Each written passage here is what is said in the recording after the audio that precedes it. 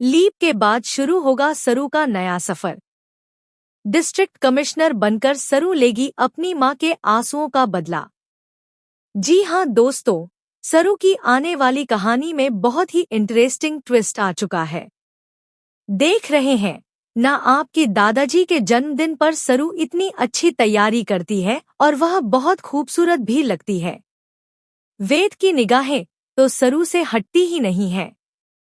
लेकिन इसी पार्टी में सरू के साथ हादसा हो जाता है। हालांकि वेद उसे बचा लेता है। दूसरी तरफ जब वेद सरू से अपने दिल की बात कहेगा तो सरू शादी के लिए मना कर देगी और इस प्रपोजल को स्वीकारने से इनकार कर देगी। क्योंकि जब सरू को यह पता चलेगा कि अनिका और उसके पापा ही उसकी मां के आंसुओं के जिम्मेदार हैं, तो वह चौंक जाएगी। सरू की मां उसे बता देगी कि चंद्रकांत कोई और नहीं बल्कि उसके पापा है। यह सुनकर सरू के होश उड़ जाएंगे।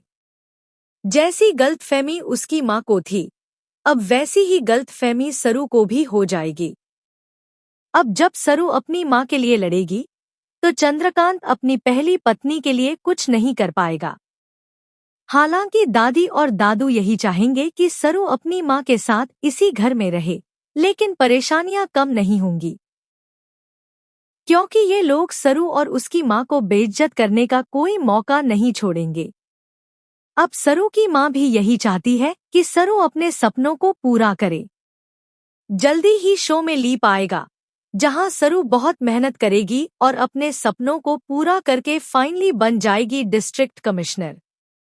अब लोग सरू के आगे पीछे घूमते नजर आएंगे और अनिका के होश उड़ जाएंगे जब वह सरू का नया लुक देखेगी।